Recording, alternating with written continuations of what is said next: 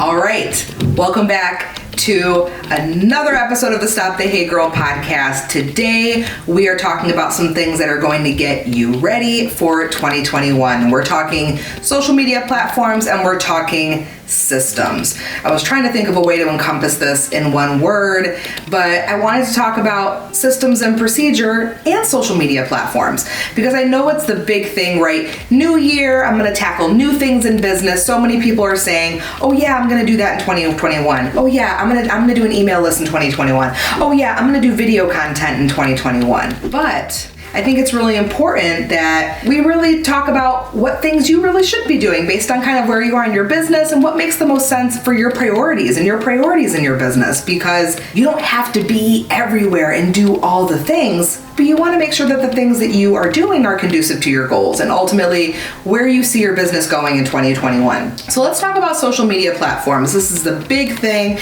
There are some big things getting thrown around, and the biggest thing would be, should I be somewhere other than Instagram? And I definitely believe that you should be somewhere else in addition to Instagram in 2021. Now, this isn't saying go on all the platforms and do all the things. These are just some of my recommendations based on what's trending right now. You're watching this, potentially. You could be listening to the audio version, but if you're looking at my face right now, you're watching this on YouTube, and I think that video content is still king, and this is an amazing platform where you can create such powerful, impactful, and creative content. Like, I have a wonderful editor that helps me out with these videos that I do. But YouTube is an amazing place where you can create all types of content, from behind the scenes to educational to even video podcasting. Honestly, the world is your oyster when it comes to YouTube. So I think YouTube is absolutely a great platform that you can also use for repurposing video content. Or if you've used any of my content repurposing tools, you will see that we could even start with a YouTube video, turn it into an audio podcast, turn it into Instagram caption, Facebook group captions, and the like. So video content, YouTube, I think should definitely be a priority. Another video platform that I think should definitely get your attention, I'm not saying you have to absolutely use it for business, but I would definitely say TikTok is something to look at. It is not just an app for kids to do dances. There are millions and millions and millions of videos produced on a daily, weekly basis, and there's so many different things going on than just kids. There are so many more adults on there. Remember back in the day, you were scared to come on Instagram because you thought it was only kids and teenagers. Well, guess what? It's not. And just like with Instagram, TikTok is not just kids, it's not just teenagers.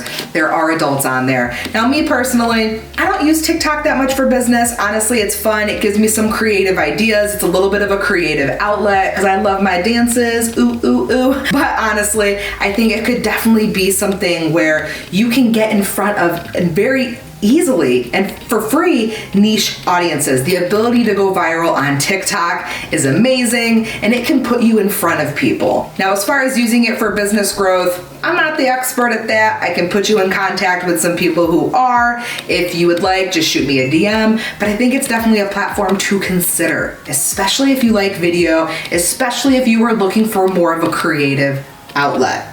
Now, those are the two big social media platforms that I definitely recommend looking into. But of course, podcasting is a big thing. It seems like there are tons of podcasts popping up, and you're questioning, should you do a podcast? Now, the biggest thing with should you do a podcast, my biggest question would be, are you going to stick with it long term? Podcasting, like YouTube, is a long-term game. You are not going to start recording a podcast and have a slew of customers in your DMs within a month. It just doesn't work like that. I'm currently in my second year of podcasting. We just passed 100,000 downloads. Thank you so much to you for listening every single week on Apple Podcasts and on Spotify. I appreciate you so much. But podcasting is a long game. You have to be ready to commit to the process. You also have to commit to uploading once per week. Because if you're not uploading weekly, podcasting might not be the best thing for you, because it's the consistency and building up that loyal listening base is where podcasting is definitely beneficial to your brand. So if you can't commit to it, then I wouldn't recommend it. Something else as well is you have to commit to either learning how to edit or outsourcing it. I recommend outsourcing. Podcast Perfectors is who I use. I will put their contact information down in the show notes and down in the description description if you're watching on video, because again, as an entrepreneur, as a solopreneur, do you have time to do that every single week? That's something to consider. I highly recommend outsourcing. Unless you're just super good at audio tech and all that stuff, then go for it, sister. Rock it, learn how to do it, but that's something to consider as well. So those are the big things that I recommend looking into, but again, weighing the pros and cons. With the social media platforms, you have a lot when it comes to the ability to repurpose, so it's not necessarily creating that much more time for you, but with podcasting, it's gonna be a lot. It's gonna be a lot, but it's very beneficial. But please, if you're gonna do a podcast, you gotta stick to it. You got to think long term. You have to plan for year 2, year 3, year 4. Don't just try it for a few months and give up because it gets hard, because it is hard. It's not all sunshine and butterflies. Sometimes you record when you don't really feel like it. Sometimes you have awesome episodes that are received really well, and other times you don't. That's just part of the game, but you're gonna kill it. I know you are. Now kind of moving into systems and processes, things that you're gonna wanna have on your calendar to do in 2021. Number 1 is gonna be an email list. If you have all of your eggs in social media baskets, that's where you're gonna lose, because social media is borrowed real estate. You don't own it. However, you do own your list. And with an email list, the most important thing here is to not just send a weekly or monthly newsletter.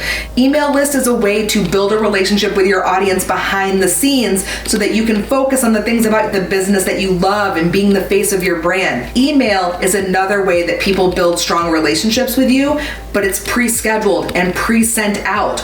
Or when you get a little bit more advanced, you can create automations and funnels and have different ways and different paths that people can travel on a customer journey with you.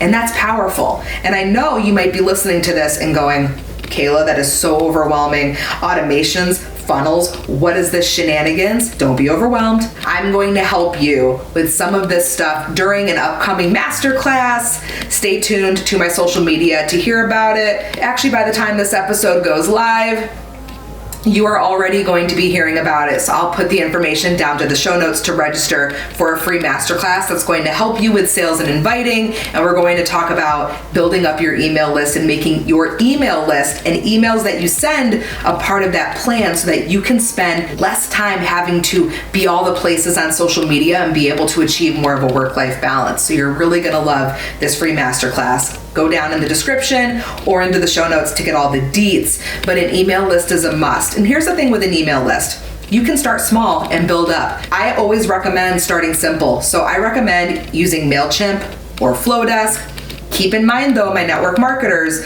on these email services, do not link to your network marketing products and do not discuss them. It goes against the terms of use of these email services, so proceed with caution. However, you don't need to sell your network marketing products in these emails. You're selling you. You're selling your method. You're selling your mission. And you're building a relationship and giving tons of free value. And again, I'm going to help you out with that on the masterclass. But keep in mind, with using an email list, you don't want to be dropping names of companies and products because it does go against their terms of use. So the other thing other than an email list is going to be a freebie or a lead magnet, whatever you want to call it, it's the same thing. This is going to be a free, super juicy resource that's going to get people onto your email list. Because here's the thing, people don't want to just get on your email list to get a weekly newsletter. That is snooze fest, old school. I know you think your newsletter is awesome, but they want to get on it to get super juicy, exclusive things that they're not just gonna see everywhere else. So when it comes to an email list as well, make sure you're not just regurgitating the exact same things. You can repurpose some things, yes, I do it all the time, but make sure you're also giving them something extra, something special, because the people that are on your email list are your VIPs. So this is crucial. The next thing you really want to be thinking a lot about is, who is my person who I'm going to be serving in 2021? And how can I create better systems to help them? So the last thing I want to touch on today is a way to keep you organized. So whether you are using something like a calendar in Google Drive, which I use, or a system software like Asana, I highly recommend getting one in place so you can keep yourself organized. I understand a paper planner is great, great, but especially when you're in the online space and there's a lot of moving parts and you're outsourcing and you're starting to hire a team and you're creating a freebie and an email list, there's a lot to manage where I think that sometimes it can become too much for a paper planner. So I love Asana personally. I use the free version and I keep my to-do list on there and I set due dates for all the things that I want to do. You know how I talk about not making it complicated? I have 3 tasks to do each day. And if I feel like doing more, after I do those 3, I keep going. After I finish those 3, if I want to be done for the day, I close my computer and I'm done for the day.